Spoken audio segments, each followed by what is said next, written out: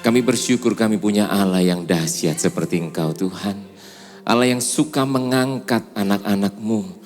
Kami yang mungkin tidak berarti, kami yang mungkin tidak dipandang. Engkau Allah yang suka mengangkat, memakai kami Tuhan. Buluh yang patah Engkau enggak buang Tuhan. Bahkan Kau jadikan indah, menjadi terang bagi banyak orang, menjadi berkat bagi banyak orang. Dan kami percaya Tuhan, setiap kami di tempat ini, hari demi hari, bulan demi bulan yang kami lewati, biar itu sungguh-sungguh membawa kami mengalami journey Tuhan, mengalami perjalanan kehidupan kami bersama dengan Kau yang semakin Tuhan, kami semakin dipersiapkan untuk menyambut kedatangan-Mu kali yang kedua. Terima kasih Tuhan, karena itu sebentar kalau kami sama-sama kembali akan belajar akan firman-Mu. Tuhan, kami membuka hati kami, berbicara buat setiap kami. Tuhan, hamba-Mu penuh keterbatasan, pakai Tuhan mulut lidah bibir hamba-Mu untuk menyampaikan isi hati-Mu buat setiap kami Tuhan. Kami sama-sama belajar, kami juga memerlukan urapan-Mu yang tidak cuma membuat kami mengerti akan isi hati-Mu, tapi memampukan kami melakukannya dalam kehidupan kami Tuhan. Sehingga hidup kami lebih serupa dengan Engkau. Hidup kami lebih siap lagi Tuhan menyambut kedatangan-Mu. Terima kasih berbicara buat setiap kami Tuhan. Di dalam nama Yesus kami berdoa bersyukur. Semua yang siap dengar firman Tuhan bersama katakan amin. Silakan duduk saudara. Shalom. Haleluya.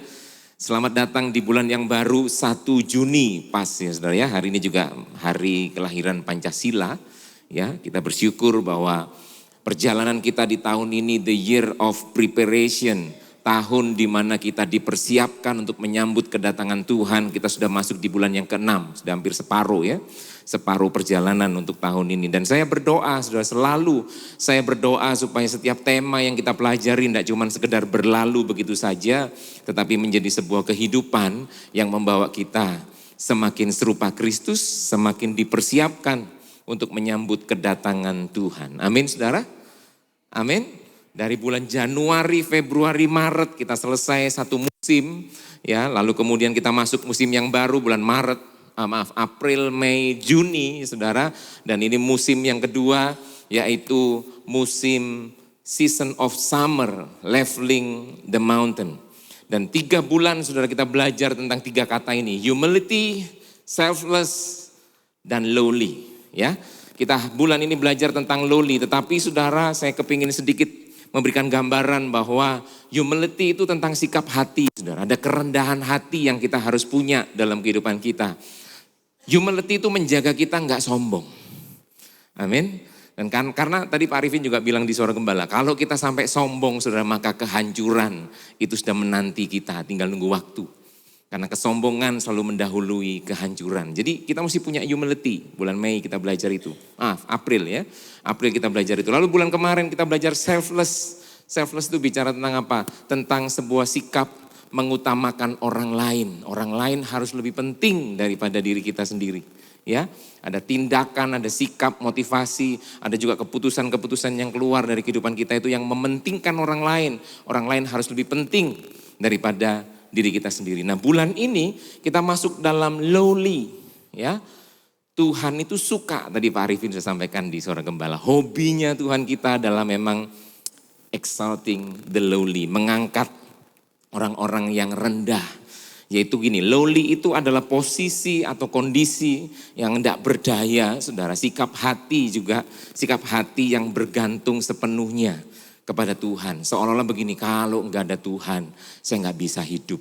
Kalau enggak ada Tuhan, saya enggak ada apa-apanya. Kalau enggak ada Tuhan, kita enggak bisa hidup hari ini.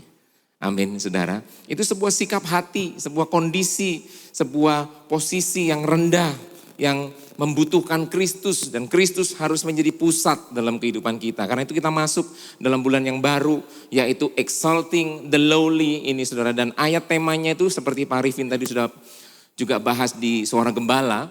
Lukas 1 itu adalah nyanyian Maria yang merupakan echo ya, merupakan sebuah nyanyian Hana. Sebenarnya di perjanjian lama, Hana itu ibunya Samuel. Di sini yang namanya Samuel katakan amin. Ya, belum tentu ibunya Hana ya. Ini Samuel yang ada di Alkitab. Ya, Samuel itu adalah Hana melahirkan Samuel ketika dia memang mandul kondisinya. Dan Samuel lahir dan menaikkan sebuah pujian. Dan pujian yang sama dieko oleh Maria yaitu ibu Yesus. Di sana dikatakan saya mengeringkas dari 48 sampai 52 jadi beberapa hal yang menjadi perhatian kita saudara untuk kita bahas di tema Exalting the Lowly. Ayat 48 sampai 52, sebab ia telah memperhatikan kerendahan hambanya. Rahmatnya turun-temurun atas orang-orang yang takut akan dia. Ia menurunkan orang-orang yang berkuasa dari tahtanya dan meninggikan orang-orang yang rendah. Yang Tuhan kita suka. Tuhan kita suka memperhatikan. Tuhan kita suka meninggikan orang-orang yang rendah. Itu hobinya Tuhan. Tadi Pak Arifin sampaikan itu di depan ya. Bahwa memang di Alkitab saudara ada beberapa contoh yang nyata sekali. Musa, kalau kita membahas sedikit Musa. Musa itu orang bukan soal berat lidahnya bukan. Tapi saudara Musa itu pernah dia ketika membantu orang Israel dan membunuh orang Filistin. Firaun tahu, Mesir ya. Membunuh orang Mesir, membantu orang Israel dengan bunuh orang Mesir. Firaun tahu ternyata dan dia mulai ketakutan, lari ke Midian, ya. Dan dia akhirnya menikah di sana 30 tahun ada delay karena harusnya bangsa Israel ada di Mesir cuma 400 tahun. Tetapi gara-gara Musa itu lari 430 tahun, sudah ada delay. Ya, ada hal yang memperlambat begitu ya, 30 tahun. Kenapa? Musa lari, Musa ketakutan, saudara. Dalam posisi yang seperti itu Tuhan mengangkat dia. Justru dia dipilih Tuhan untuk membawa orang Israel keluar dari Mesir. Amin. Amin. Daud, saudara kalau ingat Daud gembala yang cuma menggembalakan 2-3 ekor saja. Dan bukan cuma itunya saudara, tetapi Daud ini anak yang dilupakan oleh bapaknya. Waktu Samuel datang kepada Isai bapaknya, ya kan, untuk mengurapi raja yang baru karena Saul sudah ditolak menjadi raja dan akhirnya semua anaknya ditunjukkan kepada Samuel. Dan Samuel, wah ini kayaknya cocok ini ya. Dedeke, sudah tahu bahasa dedeke saudara ya. Dedeke kayak ono iki lek raja ini. Wah ini kayak cocok iki, jos. Spesial pakai telur misalnya begitu ya. Lalu kemudian semua anaknya sudah lewat di depannya Samuel. Samuel diingetin sama Tuhan, manusia lihat rupa, tapi Tuhan lihat hati. Sampai akhirnya bapaknya baru inget, kesini salah situ Pak. Ketinggalan satu yang ada di padang rumput menggembalakan domba. Panggil dia ke sini, kita gak akan makan. Saudara, dari anak yang dilupakan sama bapaknya, dilupakan sama keluarganya. Dia diangkat Tuhan menjadi raja atas Israel. Bahkan perjanjian baru menyatakan dia adalah pribadi yang berkenan di hati Tuhan. Amin. Diangkat oleh Tuhan. Musa, Daud, Rut. Ya, Rut itu juga pribadi yang diangkat oleh Tuhan. Dia adalah seorang perempuan yang janda asing dari Moab. Janda asing, tetapi dia menyatakan diri, Naomi, Allahmu adalah Allahku. Wah, ya kan? Sampai akhirnya diangkat saudara oleh Tuhan. Kenapa? Dia ada dalam silsilah Yesus. So, kalau baca kitab Matius, silsilah Yesus salah satunya adalah Rut di sana dituliskan. Ya, Samuel juga, ya tadi yang saya bahas tadi kita kata Daud. Samuel juga anak seorang mandul, tapi dia menjadi nabi besar di Israel. Pak Arifin tadi sampaikan juga. Nabi besar, nabi yang dipakai perkataannya nggak ada yang jatuh ke tanah. Karena Tuhan menyatakan pribadinya atas Samuel. Gideon, ya ada beberapa yang membaca kisah Gideon. Bagaimana dia orang yang minder saudara ya. Nggak pede dengan dirinya, nggak mungkin aku bisa.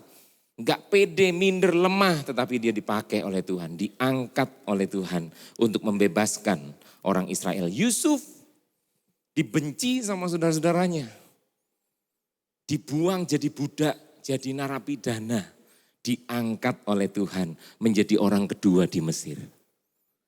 Amin.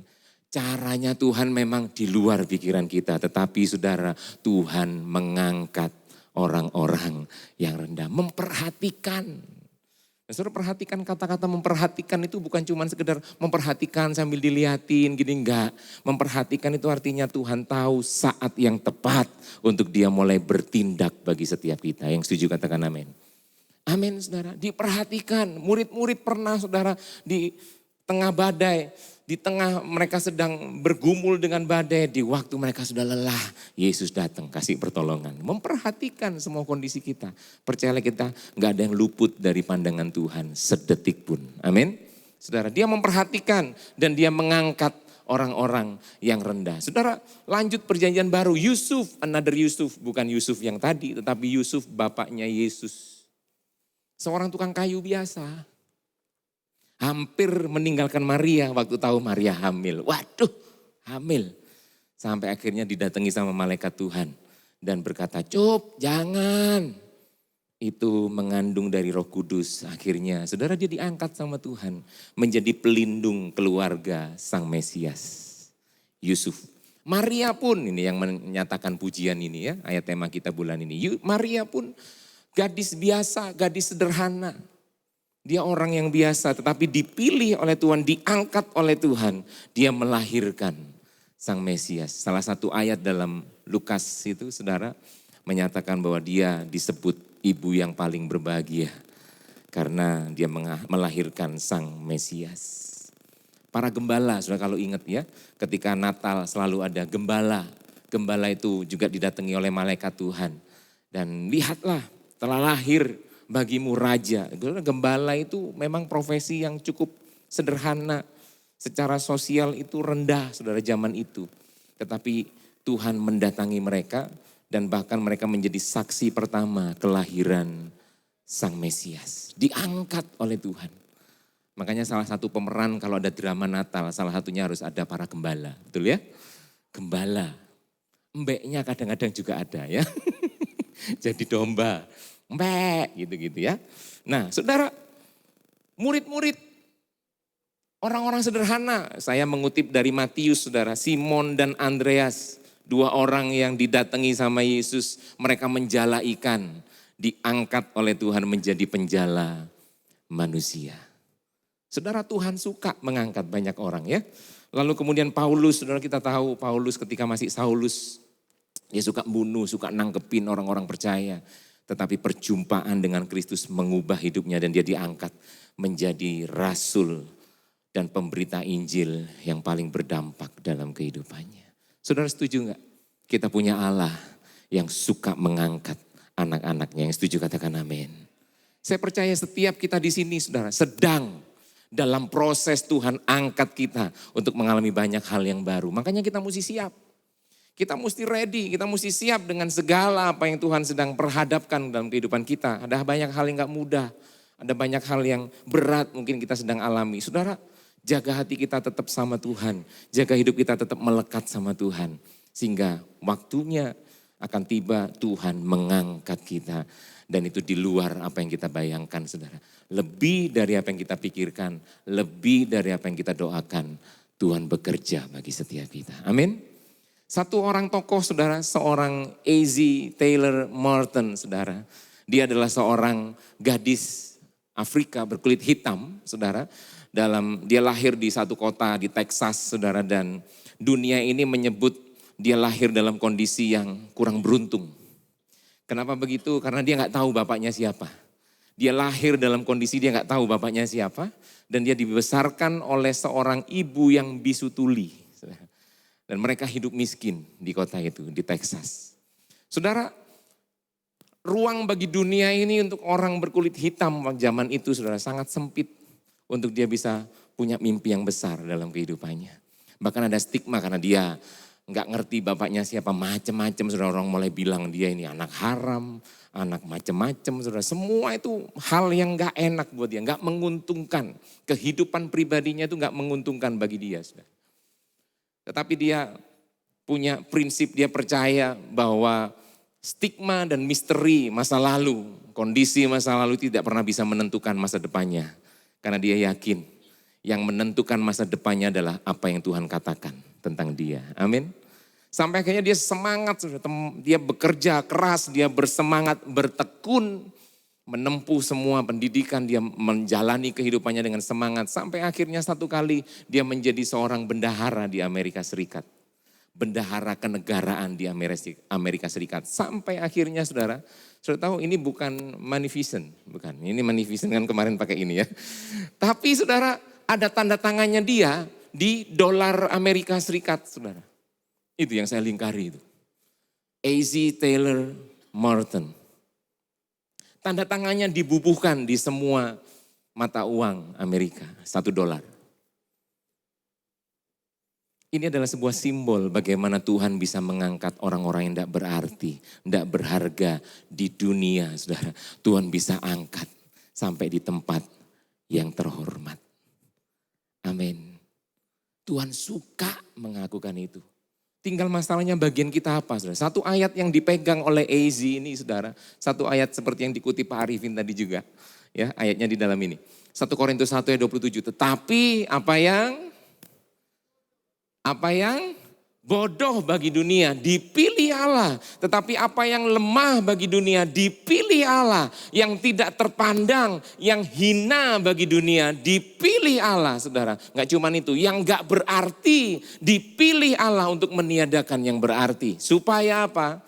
Kita baca bagian terakhir, 2, 3. Jangan ada seorang manusia pun yang memegahkan diri di hadapan Allah. Amin. Saudara nggak berarti, saudara mungkin merasa diri kecil, saudara mungkin merasa diri aku ditolak di mana. Saudara, Tuhan bisa pakai kita. Tuhan bisa pilih kita dengan caranya dia, di waktunya dia sendiri, saudara. Tinggal bagian kita adalah, yuk jaga hidup kita selalu bersama dengan Tuhan. Amin. Dia pegang ayat ini, saudara, A.Z. Dia percaya, hidupnya gak berarti, bapaknya dia gak tahu siapa, ibunya bisu tuli, miskin. Tetapi Tuhan bisa bawa dia sudah ke tempat yang terhormat, dia menjadi seorang bendahara di Amerika Serikat. Saudara, saya percaya setiap kita punya cerita kita sendiri tentang bagaimana Tuhan juga mengangkat kehidupan kita. Amin. Karena itu yang pertama, yuk kita belajar, saudara. Poin saya yang pertama adalah orang-orang yang diangkat, dipilih oleh Tuhan. Yang pertama, mereka mengalami perjumpaan dengan Tuhan. Amin. Amin. Mengalami perjumpaan dengan Tuhan. Musa ketemu Tuhan di semak belukar yang terbakar tapi gak gosong. Daud masa mudanya dia suka memuji Tuhan. Menggembalakan kambing domba cuma 2-3 ekor. Dia suka muji Tuhan, ketemu dengan Tuhan. Samuel, kita tahu ceritanya bagaimana Imam Eli kasih tahu sama Samuel. Well, nanti kamu denger lagi suara itu bilang, Tuhan ini aku hambamu, aku siap mendengarkan. Ketemu sama Tuhan, amin. Saudara, Paulus bagaimana perjumpaannya dengan Kristus di Damsyik, dalam perjalanannya dia ke Damsyik, ketemu dengan Tuhan, mengalami perjumpaan. Saudara. Perjumpaan dengan Kristus mengubah kehidupan Paulus. Maria ketemu dengan Yesus, saudara. Malaikat Tuhan, ketemu dengan malaikat Tuhan dan dikasih tahu, Mar, kamu mendapat kasih karunia. Yusuf didatangi lewat mimpi, jangan diceraikan. Saudara, semua orang mengalami perjumpaan dengan Tuhan. Setiap kita di sini yang pernah mengalami perjumpaan dengan Tuhan, katakan amin. Amin. So, kita pun bisa diangkat oleh Tuhan. Kita pun bisa mengalami bagaimana Tuhan membawa kita ke satu tempat yang baru, yang itu gak pernah kita pikirkan sebelumnya. Itu jauh dari apa yang kita doakan dan pikirkan. Tuhan bisa bawa kita ke sana. Amin, saudara. Kita mengalami perjumpaan dengan Tuhan. Dan saudara, perjumpaan dengan Tuhan bukan akhir. Justru itu sebuah awal, saudara. Awal untuk kita mengalami perjalanan kehidupan. Nah, setelahnya itu baru ini, saudara. Ada proses yang tidak mudah. Semua mengalami proses tidak mudah. Musa mengalami proses yang tidak mudah. Bagaimana dia ngadepin sekian banyak orang ngomel semua, saudara ya. 1-2 orang ngomel sih gak apa-apa, iki sak piro saudara orangnya yang ngomel dan sebagainya sudah di padang gurun. Musa, kamu itu kayak di Mesir gak ada kuburan aja ngomel. Saudara, mereka menghadapi semua tantangan yang gak mudah. Daud sudah diurapi jadi raja, langsung jadi raja saudara? Enggak, ngalami proses, mau dibunuh sama Saul. Kejar-kejar sama Saul. Paulus, waduh saudara, kalau kita ngomong Paulus hidupnya tidak mudah. Dia mengalami penderitaan saudara yang itu tidak gampang. Nah saudara, waktu kita sudah mengalami perjumpaan dengan Tuhan, setiap kita akan dibawa masuk mengalami proses hidup yang tidak mudah. Ini jadi caranya Tuhan. Untuk apa? Exalting the lowly. Amin. Ini mengangkat, Tuhan mengangkat kita. Karena memang begini, kami belajar kemarin, kita ikut satu seminar. Ya, panggilan itu jauh lebih besar daripada kehidupan kita, saudara. Tuhan memanggil kita untuk menerima sesuatu hal yang jauh lebih besar. Tapi caranya apa? Caranya memang dengan cara yang proses. Yang itu tidak mudah. Proses tidak mudah membuat kapasitas kita diperlebar. Seperti ceritanya Raja Wali. Anak Raja Wali yang tidak bisa terbang harus masuk proses. Dan sebagainya sudah sampai akhirnya dia belajar terbang dan dia bisa terbang. Induknya tahu, iki wis wayahe, sudah waktunya. Percayalah Tuhan memperhatikan, tadi yang pertama ya. Tuhan memperhatikan setiap kita dan Tuhan tahu saatnya untuk akhirnya kita masuk dalam proses yang tidak mudah. Memang tidak mudah buat kita. Prosesnya tidak mudah, saudara. Nah, saudara masih ingat ayat ini? Beberapa minggu yang lalu dibahas oleh Ibu Ona Tahapari. Masih ingat ya? Saat kita waktu di Komsel sampai membahas ulang ya, Komselnya semangat. Bahas ulang ayat ini saudara, setiap orang yang mendengar perkataanku ini dan melakukannya, ia sama dengan yang bijaksana. Orang yang bijaksana yang mendirikan rumahnya di atas batu. Kemudian turunlah hujan dan datanglah banjir, lalu angin melanda rumah itu, tetapi rumah itu tidak rubuh. Karena dibangun bukan di atas pasir, tetapi di atas batu yang kuat. Ya kan? Saudara, ada hujan, banjir, dan angin.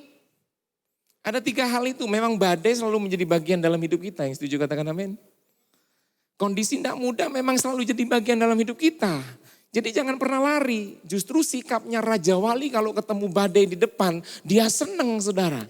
Karena dia butuh angin kencang untuk bisa terbang lebih tinggi. Beda dengan emprit, beda dengan ayam saudara. Ayam ada badai, wah lari saudara. Dia lari tempat perlindungan karena dia tidak suka badai. Raja Wali dapat badai di depan, dia senang saudara.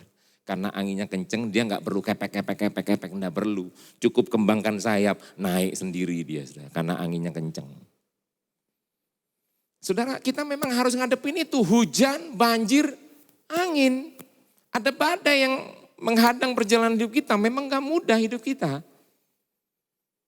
Hidup penuh masalah. Iya, justru tanda kita masih hidup adalah kita punya masalah, saudara. Amin. Kalau kita udah gak punya masalah, mungkin kita sudah gak hidup, saudara. Jadi ada hujan, banjir, dan angin. Dan ini saya sempat kita bahas di Komsel. 3 ini artinya apa? Banjir, hujan. Hujan itu dari kata bahasa aslinya adalah brokhai. Brokhai. Hujan itu berarti 2. Ada yang namanya berkat, juga ada yang namanya hukuman. Ada berkat, ada hukuman, hujan. Kadang orang diberkati karena dasarnya bukan batu, saudara. Bisa hancur loh. Gak kuat diberkati. Hujan berkat.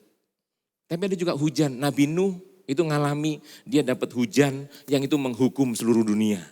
Dihapuskan oleh hujan. Sampai akhirnya datanglah air bah. Menutup seluruh bumi, saudara. Dan bumi ini cuma berisi 8 orang. Nabi Nuh dan istrinya, 3 orang anaknya, 3 orang mantunya. 8 orang selamat. Ya kan, namanya bukan selamat mereka. Nuh, keluarganya Nuh, tapi selamat mereka. Ya. Saudara, ada hujan, memang itu bicara apa? Ada berkat, ada hukuman. Salah satu Amsal menuliskan begini, saudara. Kalau aku kenyang, ini Amsalnya Agur. Ya, dia menulis kalau aku kenyang, kalau aku diberkati, kalau aku berlimpah, kalau aku pas lagi dapat berkat, lagi mengalami hal yang aku suka, aku pas dengan aku doakan. Kalau aku kenyang, aku tidak menyangkalmu dan berkata, siapa Tuhan itu? Atau sebaliknya, kalau aku miskin, jangan sampai aku mencuri dan mencemarkan nama Tuhan Allahku. Saudara, kalau dapat berkat, kalau dapat hukuman, teguran, Mungkin misalnya ya. Kadang Tuhan menegur kita, Tuhan kasih tahu, Tuhan menyatakan kesalahan. Tuhan mendidik kita dalam kebenaran. Saudara, jangan sampai waktu kita dalam kondisi kurang, miskin. Terus kita mulai mencuri, melakukan hal-hal yang mencemarkan nama Tuhan. Dan kalau kita lagi dapat berkat, kenyang, jangan sampai kita lupa. Ya, kita mulai menyangkal Tuhan dan berkata, siapa Tuhan itu? Nah, kita pasti ngalami hujan, saudara. Karena itu, waktu turun hujan pastikan kita berdiri di atas batu. Kristus terus menjadi pegangan kehidupan kita. Amin. Yang kedua, banjir, saudara. Ada hujan, ada banjir. Banjir itu bahasa aslinya dari potamos. Potamos itu artinya apa? Aliran, sungai, aliran yang deres, saudara. Alirannya kenceng, saudara. Nah, kalau kita nggak kuat, nggak berdiri di atas batu karang, saudara. Kita bisa bahasa Jerman, kentir. Bisa katut arus, saudara. Ini bicara tentang apa? Arus dunia yang semakin nggak jelas. Arus dunia yang membawa pergaulan anak-anak kita. Arus dunia yang membuat kita ngerasa dosa. Nggak apa-apa kok, toh temanku baik-baik. Dosa nggak kerasa dosa, dosa kerasa biasa misalnya saudara.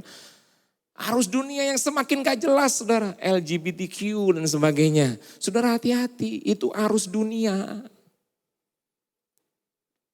Kalau kita nggak berpegang pada Kristus, hidup kita nggak didirikan di atas batu, kita ngalamin itu. Bisa katut arus, bisa kentir, saudara. Habis kita, hancur, rubuh kehidupan kita. Yang ketiga, angin. Angin itu bahasa aslinya anemos. Itu bicara tentang apa? Angin-angin pengajaran. Rupa-rupa angin pengajaran. Yang itu doktrin kosong, saudara. Doktrin menurut pikiran manusia. Nah, makanya sekarang ini banyak orang, saudara, medsos menyediakan, saudara, hal-hal yang orang baca satu ayat, orang berpikir Alkitab, tapi itu menurut pikirannya sendiri disampaikan dan banyak yang nge-like, ini bener ini berarti. Nah, begitu.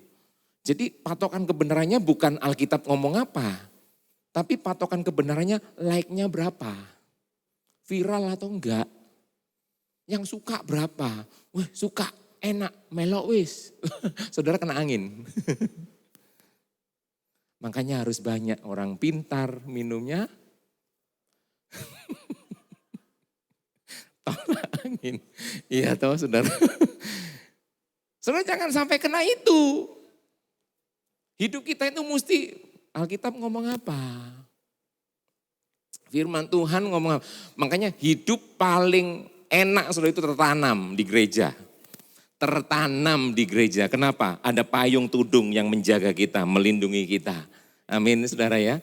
Tertanam. Makanya jangan puas cuman ibadah raya saudara. Mesti masuk di komsel. Komsel itu penanaman saudara. Saudara kalau sulam alis cuman ditempel, ditaruh tok saudara. Habis mandi raup hilang. Saudara perasaan saudara gimana?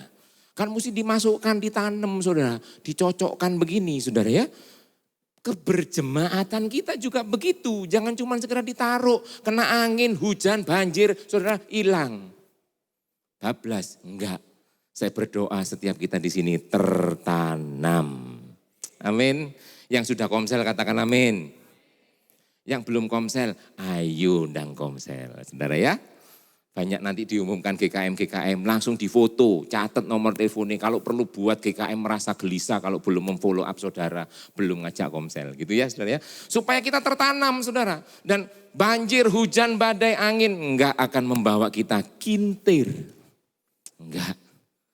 Tapi kita terus mengalami Tuhan dalam kehidupan kita. Amin. Ini yang kedua. Ada proses yang tidak mudah memang. Ada badai yang kita hadapi, hujan. Kita ngadepin itu dalam kehidupan karena itu bagian dalam perjalanan kehidupan kita. Yang ketiga saudara, tetap taat dan setia dalam segala keadaan. Ini yang paling penting.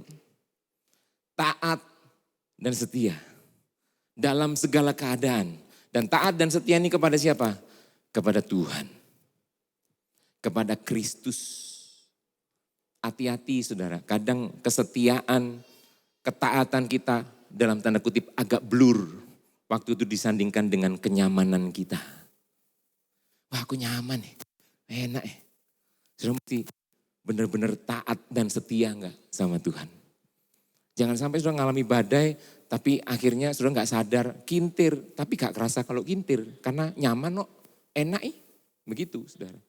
Makanya ada beberapa ayat saudara. Matius 24 ayat 45 sampai 47. Siapakah hamba yang setia dan bijaksana yang diangkat, katakan diangkat. Siapa hamba itu yang diangkat oleh tuannya? Berbahagialah hamba yang didapati tuannya melakukan apa? Tugasnya. Taat dan setia. Mengiring Kristus, melayani Tuhan, menyenangkan Tuhan. Ya, ketika tuannya itu datang, didapati melakukan tugasnya ketika tuannya datang. Aku berkata kepadamu, sesungguhnya tuannya itu akan mengangkat dia. Exalting the lowly, saudara akan diangkat.